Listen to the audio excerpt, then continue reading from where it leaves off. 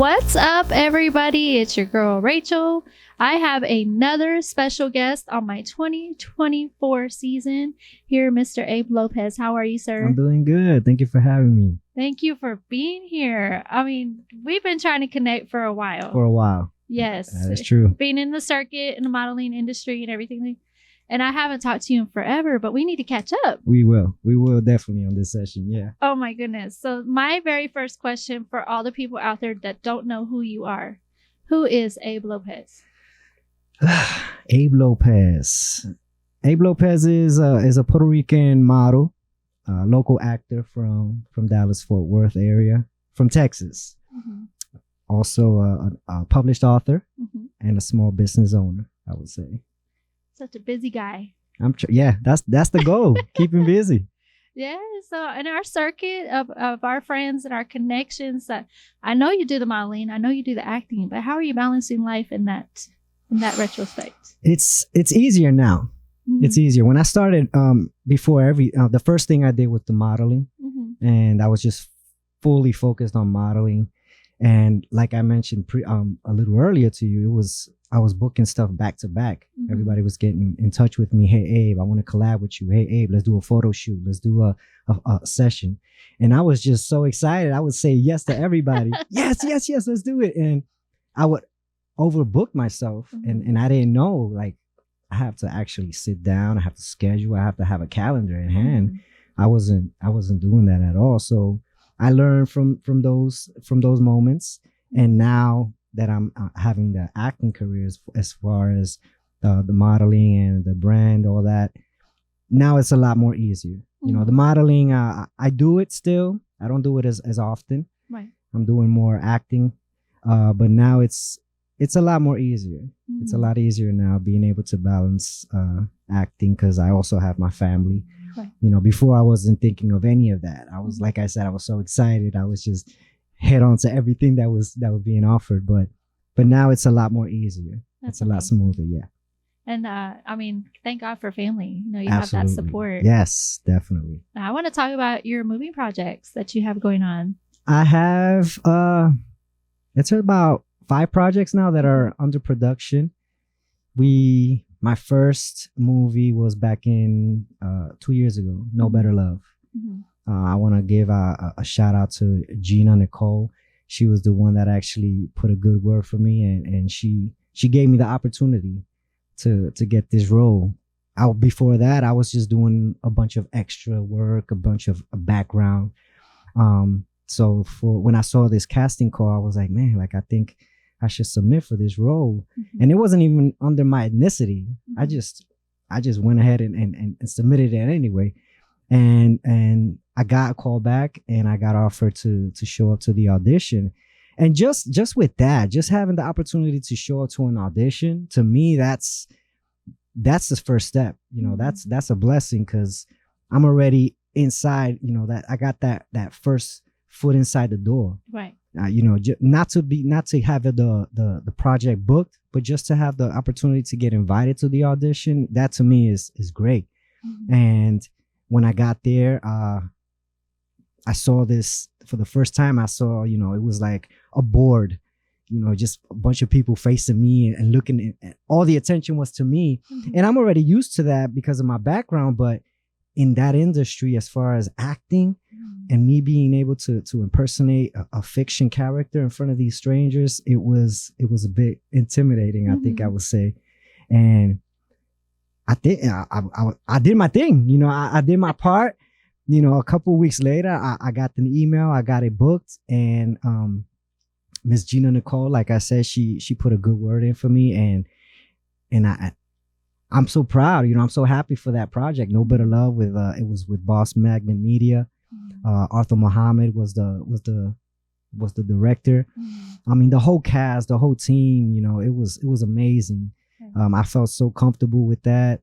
Later on, I started doing commercials. I did a bit of The Chosen, the TV series. And I was working also with Miss Kendra King and Damian King. Shout out to them. I mean, they opened up their doors perfectly at the right time for me. They gave me the opportunity. I had worked with Damian in a movie as well. in Tyler, and he saw a lot of potential in me. You know, he spoke to me aside, and he was like, you know what, I'm gonna talk with my wife, and I'm gonna get back with you. And that was the first time I met him. I didn't really take him that serious either. But then later on, he reached out to me. They both reached out to me, and they told me, listen, I think you should submit for our next movie, Thicker the Berry, to be it was to be oh my God, it was for Jesus. Supporting role. It was a supporting role. It was going to be it was out of my ethnicity. It was to act as, I hope you really edit this part. Arabic. Oh my God. It was to actually try to be an Arabic gas station manager. And I'm in my head like, what in the world am I gonna, there's no way I'm gonna be able to pull this off. Right. And I told them, I was like, there's no way. Like, look at me. I don't talk any Arabic. I mean, I've spoken with them. I've been around them, but there's no way that I'm gonna be able to pull this off. And he was like, submit it, man. Just submit it. And I started doing research. I started looking up YouTube videos and interviews with Arabics, and I submitted it. And again, you know, I got the call back, and I got the offer. I got that role booked, Thicker the Berry. It was such an amazing opportunity for me, and I'm so thankful for Kendra and for Damien that they actually saw that potential in me. They saw, you know, that I had what it took for this role. And now I just, for the first time, I was a lead role for her other movie, Distinguished Robbers. This one is about to, it's pretty soon coming, you know, premiering soon here in the Dallas area. I'm so excited for that as well. And it just keeps coming, you know, the blessings never stop. And I'm super thankful. There's like three more productions projects that are under production right now. So I'm super excited.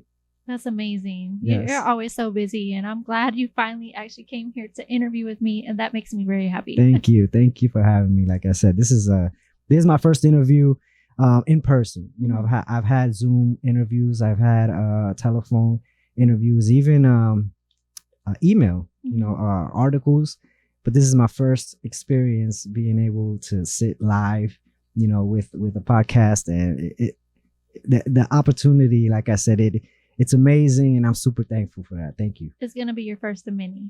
Thank you. For sure. Now, on the side of the modeling and acting, you also have Latino Avenue fashion line. I do, yes. Back in 2020, when I believe it was 2020, when President Biden got nominated to be president, in his inauguration, J-Lo was performing, and her number was, she was singing the song in English, and then at the very end, she started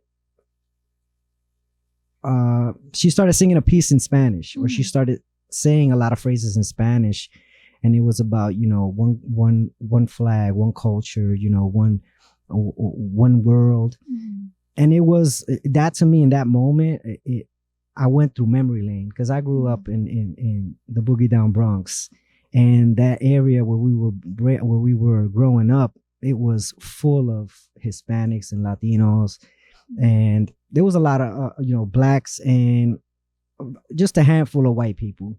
So when I was growing up in that environment, it was very comfortable for me. Right. Not only because it was, you know, full of Hispanics and everything, but there was a type of respect, there was a type of friendship and love that was mutual, you know. And you know, we, during the summer especially, they would close down the streets, and it was called Play Street.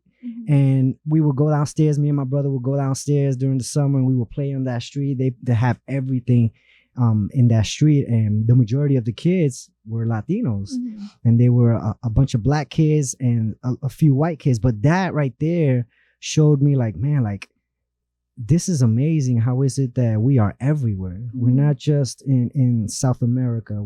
We're all over the place. And that stuck to me. And when I saw that J-Lo was actually performing that, I remember those, that avenue that I grew up in 175th. It was Andrews Avenue. Mm-hmm. And I just, right there, it clicked. I was like, man, like, I could just imagine that avenue where I grew up being just full Latinos. Mm-hmm. And it was. And that's when it clicked. I was like, hold up, like Latino Avenue, like that's gotta be, it sounds like it could stick. Yeah. And that's where I started. That's where it all started, Latino Avenue. What a message. I love that. It's like you're united. I think, yeah, absolutely. Yes. Absolutely. And it's not all about, just one nationality being, just Puerto Ricans or just Mexicans. Latino Avenue, I came up with it because I wanted to represent, all the Hispanics, all the Latinos, regardless of where you come from, regardless of where you growing up.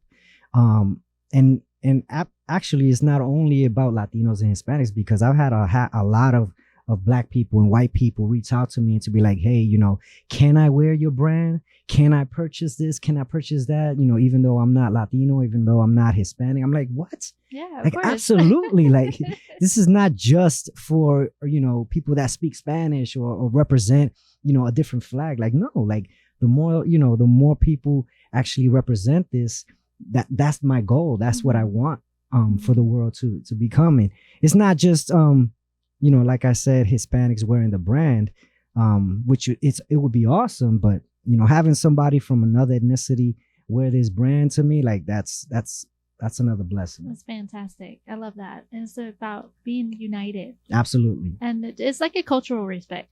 It is. That's why I invented the slogan Concordia Mundial, which is United Conquered, which is kind of like saying worldwide unity. Yes. It's not only, like I said, one flag. It's not just one country. It's the whole world coming together and being able to enjoy life at the fullest as a union. Absolutely. I love that.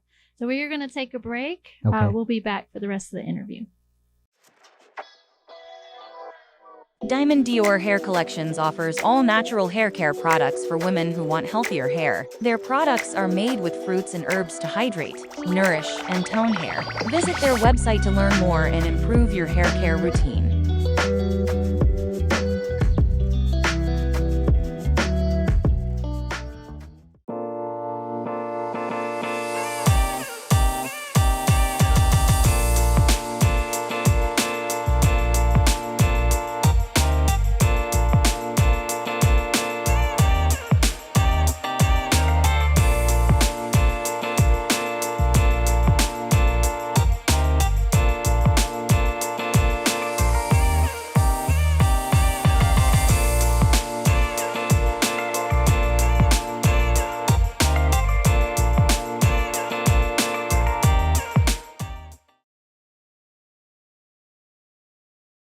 Hey everybody, we are back. I have Abe Lopez here in the studio. We are discussing everything that he has going on. So behind the scenes, we discovered that he is a writer. Tell me about that. How did you get involved in that? After I finished my career in the military, I hit, like, I think I would say that in that time period I was hitting rock bottom. Mm-hmm. I got really distracted. I lost focus in what was important in that time. I'm talking about back from 2016. From 2016 until 2020, I was in a different path. And I wasn't focusing on my family. I wasn't focusing on anything. I started getting bad habits, as far as, like, I started gaining weight. I started getting very unhealthy, mentally, physically, emotionally, spiritually. I was all over the place. Mm-hmm. And there was a moment in time where I felt super depressed. The PTSD hit me very hard. And, in a couple times, in two different times, moments, I tried to commit suicide. And the second time that I tried it, after that, one night, I started having a dream about, it was a sequence of things in this dream. And the second night, I didn't really pay attention to the dream, whatever. The second night, I had the exact same dream for 5 nights. Rachel, for 5 nights, I had the same exact dream. And I was like, hold up, this can't just be a coincidence. Right. So that 5th night, I woke up and I started writing it. The same dream. That way I won't forget it. And one morning, I'm in the dining table with my wife, and I started telling her, I was, hey, what do you think about this movie? And I started describing it to her, and she was like, man, that sounds like a good movie. What movie is that? I'm like, that's not a movie. That's something that I've been dreaming about. Right. And she was like, man, like this is something very remarkable. So I sat down. That's when I started dedicating myself to making my dream into a story. Right. And from story, like my initial thought was, I want to make this a movie script. I never thought about making it a book. So I created it as a movie script, and I reached out to my aunt from LA. She's an actress, and she's been an actress for many years. And we reached out to her. I reached out to her and I told her about this story, and she was like, my God, like this story is amazing. But my recommendation is to publish it as a book first. Right. Because nowadays a lot of movies are based on books. Yeah. So that's what I did. I was able to reach out to a publisher in New York, an agency in New York. You know, they liked it. We got it published. That was my first novel, titled An Hero. And a lot of people, because since me being Latino, I had a lot of audience. I had a lot of people following me, asking me for the book in Spanish. Right. And I never thought of that. So 2 years later, I was able to get it translated, and I also got it published. So I got both. I got an English and Spanish version. And then 2 years more, actually that same year or a year later, I believe. Yeah, last year, I'm sorry, 2023. I was able to release my first children's book. It was based on my twin girls. Oh. Yeah, this was something unexpected. Ever since they started losing their teeth, they came up with the bright idea to leave the tooth fairy a note, you know, asking her random questions about like where you come from and how old are you and how do you look and all this. And I felt like, man, like I don't want to leave these notes unanswered. Right. So I took it upon myself to be responsible and answer these questions. Yeah. So I created a tooth fairy for them. I assigned them an official tooth fairy. That's amazing. And ever since that moment, I've been to this day having to, you know, exchange things with them. You know, we exchange candy and letters and little gifts. And it's a busy task. I'm not gonna lie, because they be coming up with some questions that I have to do my own research for it. A lot of them I've had to create them, but you know, just pop out and make up some answers. Like, what's your brother's name? You know, how many brothers you have and all that. But as far as like, you know, who was the first tooth fairy, or when was the tooth fairy created? A lot of that I would have to do research. So that motivated me to be like, you know what, like this could actually, I could see this being a story. It's very cute. It is. And that's, you know, it motivated me to do a children's book based on them. And I used them as the main characters. And I used the tooth fairy's name, which is Jewel.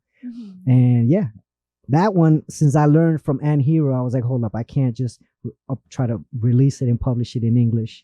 So I went ahead and I did both languages at the same time. So that's both amazing. English and Spanish versions were released together. And I was able to publish that one through Amazon as an independent. Yeah. That's where people can get your books at?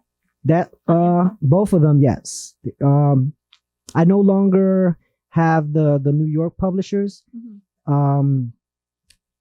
But now all 4 books are available through Amazon, or they can get them directly with me if they want a signed copy. I have for the children's book, I have my daughter's signature as well. You know, they actually stamp their own names whenever they publish it. You know, whenever they sell a book. Yeah.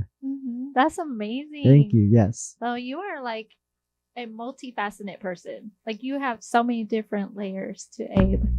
But I heard you say that you were in the military before all of this. That's correct. Yes. Tell me about that experience. Back in 2005. Even after high school, like I was never the type to like school.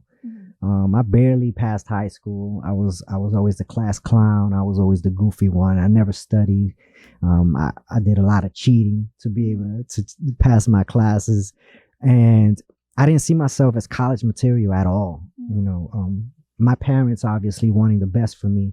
You know, they pushed me into going to college and just at least getting the basics done. Right. But not even that. Like I was just bored sitting in class. You know, I'm thinking to myself, I already went through, you know, middle school and high school, and it was just tiring for me. And I can't see myself in college. So I started, you know, joining the Job Corps. And I was just unstable, doing a lot of things, different things for not so long. And then one day I'm walking through a recruiter's office, a United States Army recruiting office.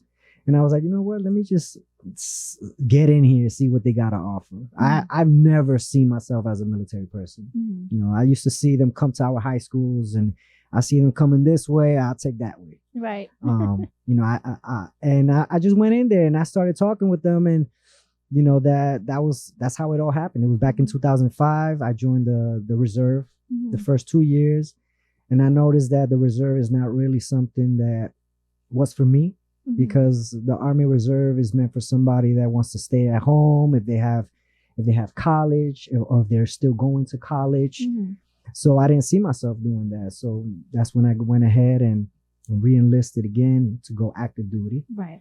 And I did 11 years in the United States Army. I was able to do some time overseas.